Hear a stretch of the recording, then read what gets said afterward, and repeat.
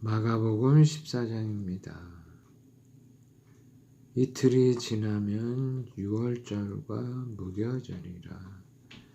대제사장들과 서기관들이 예수를 흉계로 잡아 죽일 방도를 구하며 이르되 민난이 날까 하노니 명절에는 하지 말자 하더라. 이틀이 지나면 유월절과 무교절이다. 그 당시에는 이런 유월절과 무교절 때는 많은 흩어져 있던 유대인들이 예루살렘으로 모인다고 하더라고요. 마치 우리가 추석이나 구정 때 자기 고향을 찾아가는 것처럼. 그런데 그런 그 유월절이 뭐냐면은 그 이스라엘 사람들이 포로 생활을 잡혀 있을 때 그 유월절 사건을 통해서 이스라엘 백성들이 이집트의 포로 생활에서 벗어나는 큰 역사가 일어난 날이 유월절인데, 그런 큰 명절은 정말 그런 큰 일을 행하신 하나님을 찬양하고, 정말 포로 생활을 살다가 죽어 없어질 인생들을 구원하여 주신 하나님께 감사하고 찬송하고 예배드려야 함이 마땅한데, 온 마음을 다하여 예배드려야 하는 것이 마땅한데, 이 대제사장과 서기관들, 그 이스라엘 민족의 지도자들인 사람들이 예수를 어떻게 죽일까를 생각하는 거예요.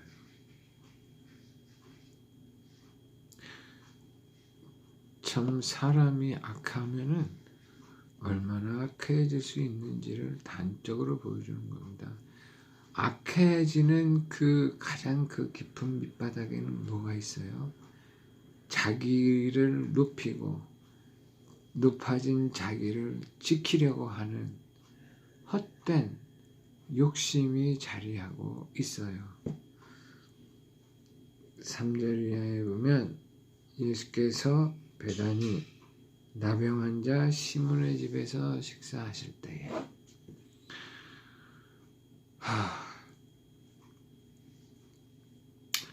나병 환자 시몬의 집에서 식사하신다 그래요. 정말 예수님은 그 당시에 이미 요즘 말로 하면 뭐죠? 사회적인 저명 인사예요. 그런데 그런 사람이 나병 환자 시몬의 집이라. 그 시몬이 사회적 지위가 어떤지는 모르겠지만 나병 환자예요. 나병 환자.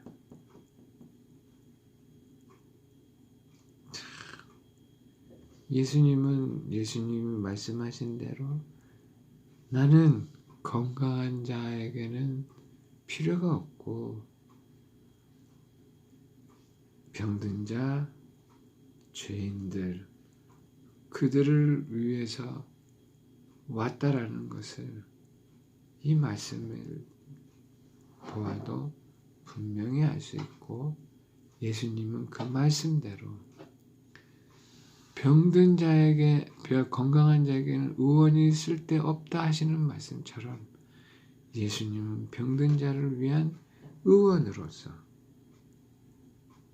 죄인들을 위한 그 죄의 사슬을 풀어주시는 그런 분으로서 이 세상에 오셨어요. 영원히 죽을 자들에게 영원한 생명을 주실 자로 이 세상에 오셨어요. 그것을 여기 말씀처럼 증명하시는 거예요. 나병 환자 집에 가서 밥을 먹는 거예요. 여러분, 우리나라에도 소록도라는 데가 있대요. 근데 그 소록도에서 나병 환자들은 나병 환자 아닌 사람들과 친밀해지는 가장 큰 방법이 그들과 함께 밥을 먹는 거라고요. 밥을 먹을 수 있으세요? 식사하실 때 한 여자가 매우 값진 향유 곧 순전한 나드 한 옥합을 가지고 와서 그 옥합을 깨뜨려 예수의 머리에 부었다.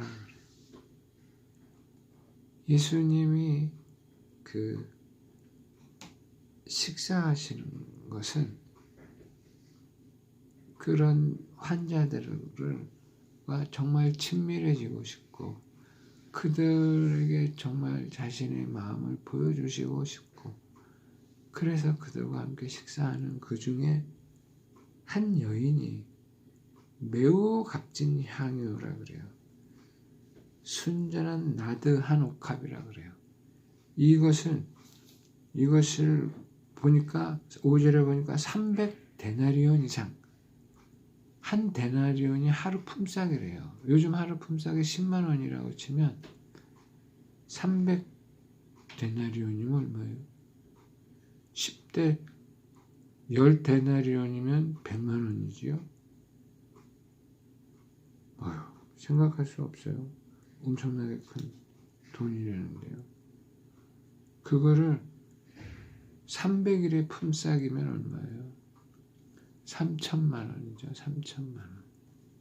100데나리온이면 1,000만 원이에요. 300데나리온이면 1년이에요. 1년. 1년에 일을 하루에 번 돈을 1원도 안 까먹고 차곡차곡 모아둔 거. 그것을 예수님의 머리에 부었어요. 어떤 마음으로 이것을 부었을까요? 그 여인의 전 재산일 거예요. 그것을 그 머리에 부었어요. 다른 성경에 보면 그 여인이 울면서 그랬다 그래요. 그런데 어떤 사람들이 화를 내어 서로 말하되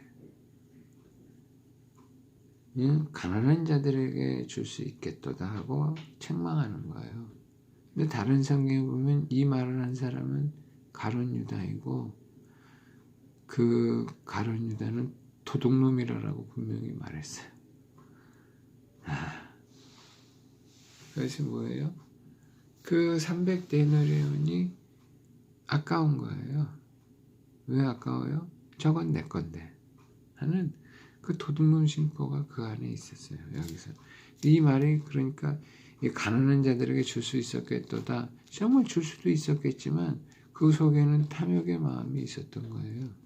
그런데 이 향유를 허비했다 그래요. 그러면서 그 여자를 책망했어요. 그때 예수님이 가만히 둬라. 너희가 어찌 그를 괴롭게 하느냐.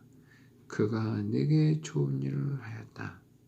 하시면서 6절에 쭉 말씀하세요. 가난한 자들은 항상 너희와 함께 있으니 아무 때라도 도와줄 수 있어. 그러나 나는 너희와 항상 함께 있지 않는다. 그래요.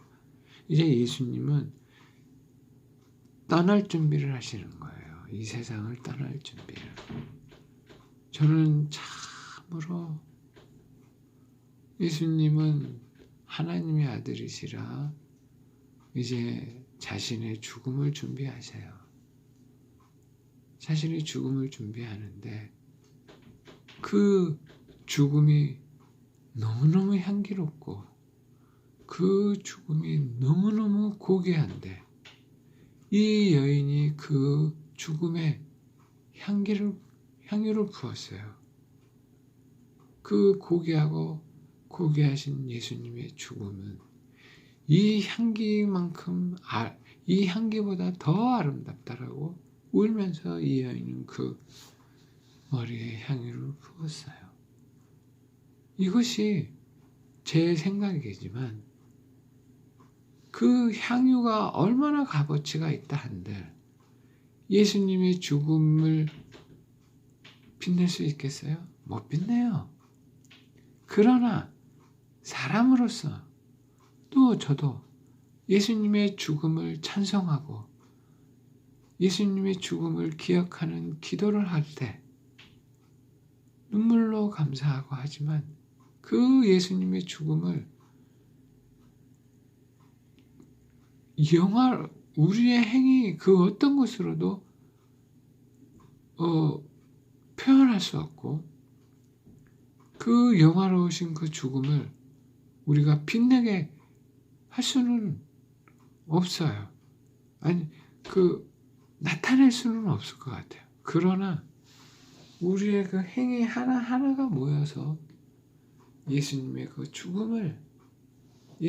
죽음을 기억할 때 그 예수님께서 죽으심으로 우리에게 허락하신 구원의 그 은혜가 견고해지고 확고해지고 주께서 개개인을 부르시는 그날까지 잘 지켜질 수 있을 거라는 생각을 합니다. 그것에 보탠 거예요, 이 여인이. 예수님의 그 향기로운 죽음을 이 향기라도 맡아서 조금 생각해봐라. 이건 아니겠지만 그 여인은 나름대로 자신의 온 마음을 다하여 예수님이 자기에게 주신 사랑을 표현한 것. 300데나리온이 아니라 3000데나리온 원하신다면 나의 목숨까지도 예수님의 우리에게 주신 그 놀라운 구원의 은혜를 표현했으면 좋겠으나 그 무엇으로도 다 표현될 수는 없어요. 정말로 없죠. 진짜 없어요. 그런데 참 모르는 사람들은 별 거지 같은 소리로 어찌하여 이 향유를 협의하느냐? 예수 그리스도의 은혜를 모르는 자들이 하는 얘기예요. 가난한 자들은 항상 너희와 함께 있으니 세상의 어떤 그러한 일들은 사람들이 살아있을 동안에 마음이 있으면 다 할 수 있는 일들이지만 예수님의 장례를 준비하는 행위는 누구나 할 수 없어요. 그래서 9절에 내가 진실로 너희에게 이르노니 온 천하에 어디서든지 복음이 전파되는 곳에는 이 여자가 행한 일도 말하여 그를 기억하리라. 예수님의 은혜를 기억하는 것이 구원의 가장 큰 은혜예요. 그런 그 기억에 이 여인의 행한 일도 포함이 될 것이다라는 얼마나 놀라운 은혜가 그 여인에게 갔는지 모르겠어요.